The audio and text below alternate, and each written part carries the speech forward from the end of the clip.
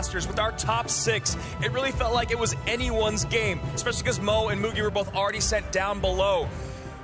Can AIRSURFER still do it? That is the question. Yeah, I mean, it was the perfect top 6. We were so excited to talk about it. AIRSURFER has had a phenomenal run so far, but he's not done just yet. Game number 1 on its way right now.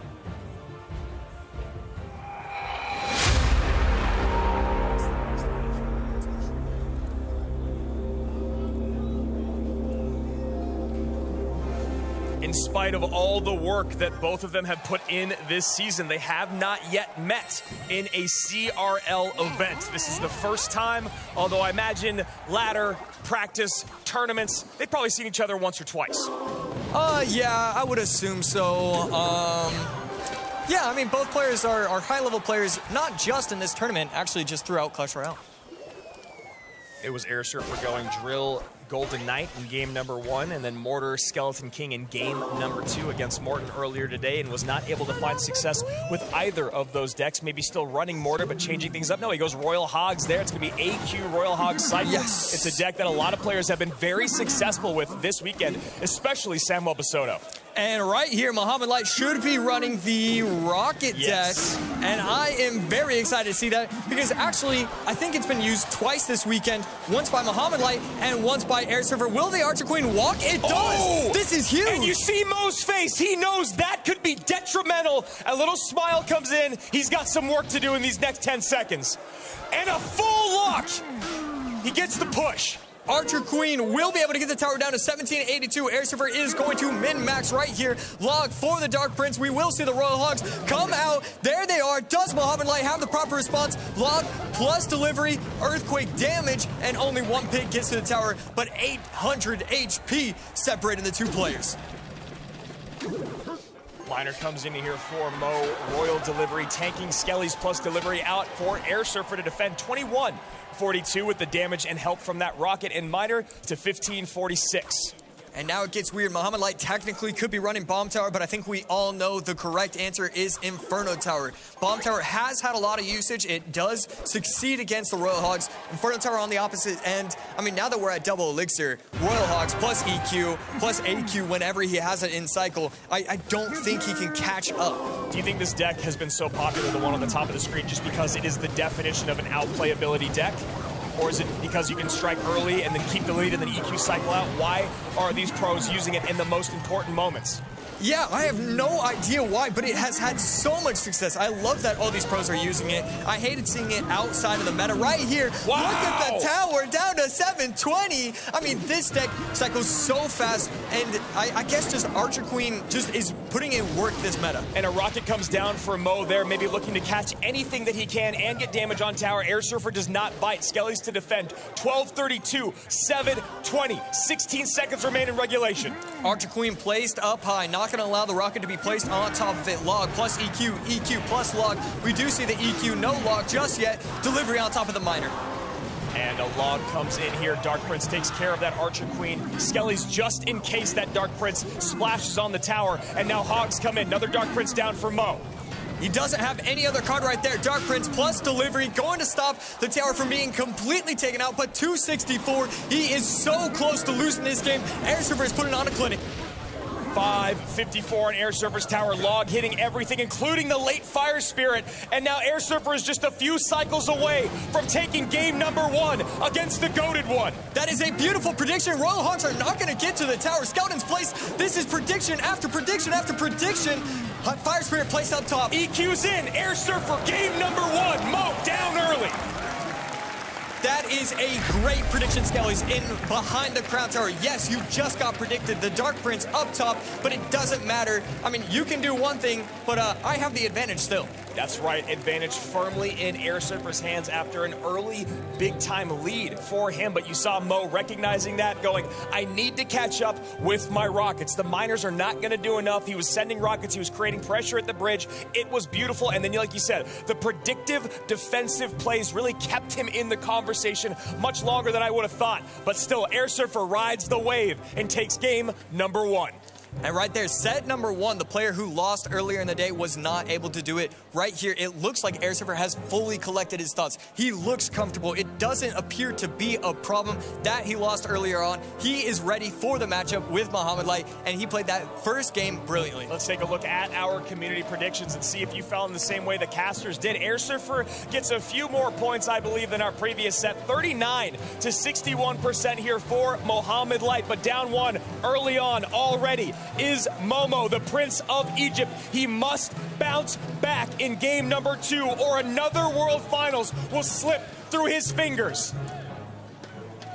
MOHAMED Light, what does he want to use in game number 2? Minor Rocket against, a Minor Rocket player. Are we going to see Mortar? Are we going to see Royal Hogs?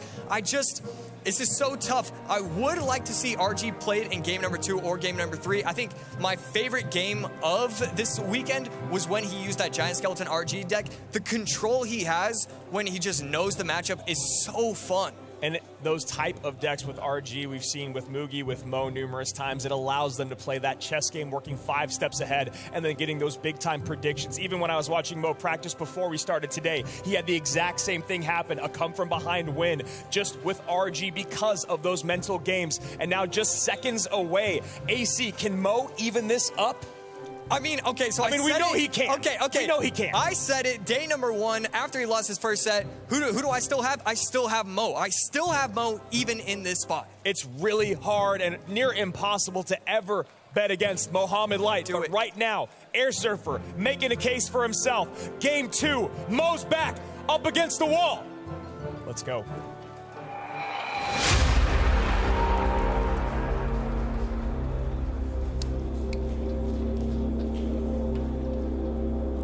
Bunch of number 1s there on the screen with some incredible badges from both of our competitors. A little bit of love out in both directions. There's nothing but respect between these two. And Mo opens this bout with the bar barrel. AIRSURFER responds in kind. Mo might be granting my wish, but I don't think so. Probably going to go with the drill, but we have seen these bar barrel ghost variations with the RG, and there we go. Giant Skeleton. Oh, wait. Oh, there you go. Okay, E-Spirit coming out from MOHAMED Light. And MOHAMED Light going to get on tower there on that right-hand side as the Fisherman pulls coast to coast here. Royal Giant actually still goes to the middle. Hunter turns around to get some damage in, and that is a very nice cleanup there by MOHAMED Light. Yeah, MOHAMED Light just dominates the RG Giant Skeleton mirror matches. Giant Skeleton plus Ghost plus Hunter. Skeleton King in response from AIRSURFER, but, he's going to need more. And there we go, Fireball on top of almost everything. The Giant Skeleton still should survive. Oh, and there we go. Just enough there, and a barb into no man's land, but AIRSURFER says, I guess I'd rather waste 2 than lose that tower. Down by just 1. And 600 HP is AIRSURFER at the top of your screen. Mo Light with a strong start to this match. Earlier on, he was able to get the Ghost onto the tower with a brilliant Zappy's play, or brilliant E-Spirit on Zappy's play. Right now, fully resetting RG in the back. Not going to be double elixir, so we are going to see just a singular RG. How does he want to approach this? Because he's not trying to do a double push. He's just going RG by itself. Yeah, RG, the favorite win condition of the Prince of Egypt. 30 uses, 87% win rate. And those numbers do not lie when you talk about that man at the bottom of your screen. Gets one shot in early on. 15-46 to 27-45. AIRSURFER struggling to create offense early. Right there, I was afraid that not utilizing the lightning on top of the Mother Witch was going to be a problem for him, but the Hunter is just so strong, takes out so many of the troops, fully takes out the Skeleton King, and you have the barbell to clean up nicely. That's a really good push, a smart push, because he got aggressive, but then double elixir hit, so there you go. Look at that. Fishboy distracted by the barb. E-Spirit comes down. Royal Giant will get on tower. Hunter placed in the wrong spot. Second shot comes in. A third shot will as well. 18-24, 15-46 in this Royal Giant bout. Giant Skeleton will be yanked by the Fishboy. Bar Barrel plus Ghost. Ghost will hit everything, but that Bar Barrel already being used will allow the Skellies to fully clean it up. This Skeleton King plus these Zappies are going to clean up the defense so nice. And I was just going to say RG at the bridge opposite lane, and that's exactly what AIRSURFER does. He's piling it on. Skeleton King ability is in. MOHAMED Light has to defend for his life. Skeleton King on the tower, gets a few shots in. That is a perfectly timed bar barrel, able to take out the troops, but not get taken out by the Skeleton King Splash or any of the other troops. Hunter on the tower. And a bar barrel to stop it, but the Hunter's still there, and now it gets pushed back. AIRSURFER has no elixir. The E-Spirit perfectly jumping on, chaining correctly. Skeleton King going to take it out, but the RG gets the tower down.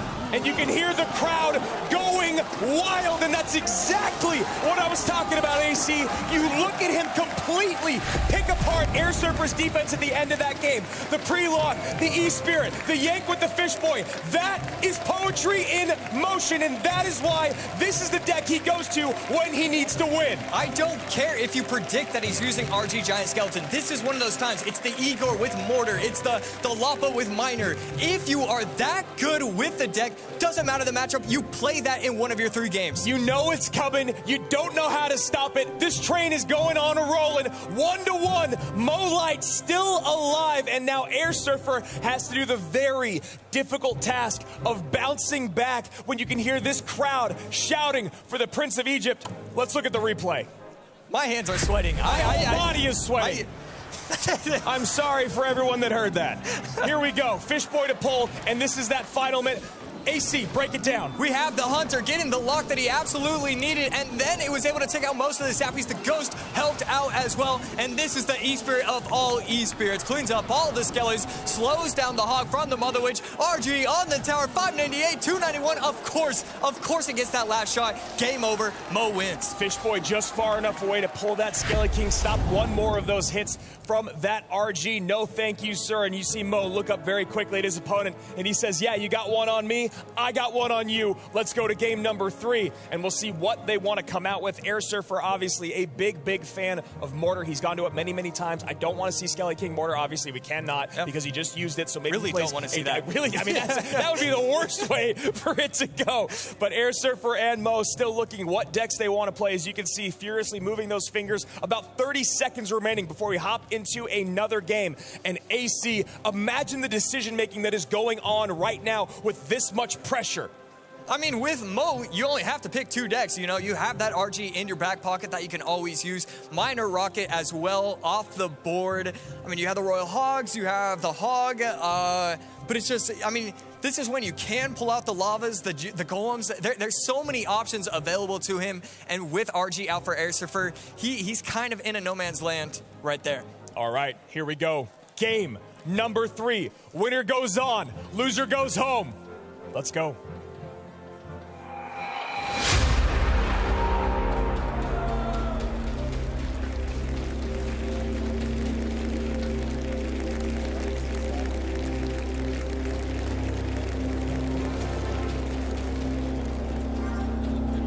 And as the match gets set, you can hear the crowd now, but I imagine in just mere moments, you can hear a pin drop in this room, and I was just going to say Mo's second most popular win condition is Hog Rider with a 73% win rate. AIRSURFER happy to bring out that Mini P.E.K.K.A. Guards, though, not what you want to see when you're playing Mini P.E.K.K.A. Yeah, right there. AIRSURFER does not play the Mini P.E.K.K.A. in time, so, you know, kind of an unfortunate situation. MOHAMED Light going in with a Mortar on the left side. Wall Breaker's not going to take the aggro of the Mortar, and that's a really tough spot because I'm sure he wanted to set it up where he could utilize another troop to take the Mortar's shots away. Mo has 5 elixir to deal with this Mega Knight, and AIRSURFER has 4 more to pile on. Deciding what he wants to do, he sits back, he takes the elixir advantage, and he says, I'll reset with 2 minutes remaining in regulation. 2 minutes left. Valk is going to cross the bridge and just using the zap. So he had that elixir advantage, but he chooses not to use it. And I guess he just didn't have the cycle. He didn't have the wall breakers. And with these Mega Knight decks, you don't really have a lot of pressure if you don't have wall breakers as well. Couple quick jabs thrown at the jaw there. An Ice Spirit plus the Snowball for Mo, extending the lead 2086 to 2762. And AIRSURFER struggling to figure out how to control these mortars, at least as of right now. That mortar will get at least 2 shots if he does not respond. That's the exact interaction he wanted. Mo Light was not able to protect the mortar, so even though it got the shot, Wallbreaker still locked on. Valk not taking it out. Yes, it will. Mega Knight going to not even jump. That is brilliant defense from MOHAMED, and that Archer Queen is fully healthy. Bats get a few shots in, 2600 to 2086. and a miner to stop. He's going to need to spend more, and Mo knows it. Musketeer over the middle, not enough elixir for the Mini P.E.K.K.A. Mini P.E.K.K.A. not going to come down just yet. The Earthquake takes care of the Musketeer.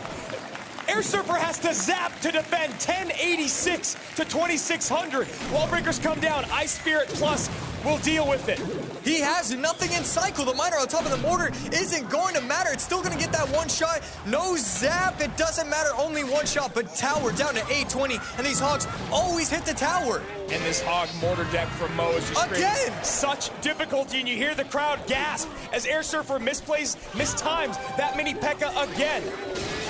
There we go, arrows out right there. Zap, oh, that is a great interaction. Again, Mohamed Light is playing this matchup so perfectly. Oh my goodness. 5:02 remains. A hog coming down the lane. Mini P.E.K.K.A. too late again. Hog gets the shot. 184. It's over. AIRSURFER needs a miracle, and it's not there. Mohamed Light stays alive, and we are getting a rematch. Hopefully, it's still on the line with Mo and Moogie, but still more to come. And that is an absolute dominant performance in game number 3. Mo Light, I mean, the pressure with the hogs, the wall breakers, I mean, they were hitting the mortars, but that's okay. A perfect game number 3. Mo and Moogie were getting it again. Let's go, Rich. Talk to us about the Prince of Egypt. Mo, you experienced adversity in game number 1. What were you thinking as you went from game number 1 to prepare for game 2? Well, it's the first time actually that I've been to a game 3, so it was like a very unique situation, but I think I was able to handle it pretty well, although even though I played a comfort deck. But I think I just needed to play comfort, you know, because of the stress, the pressure. Even if I get like somewhat of a bad matchup, I think I could have outplayed it. Well, yeah, another brilliant performance, and of course now we have coming up next for you one of the most insane matchups. You get to face your rival one more time. Are you ready for Moogie? I'm ready for anyone. That's right! Momo, let's go! You love that confidence. I'm ready for anyone. Moogie calls his number. Mo responds. They both reverse sweep their sets. Juicy, break down these numbers for me. 4-card cycle evened up, average also the same.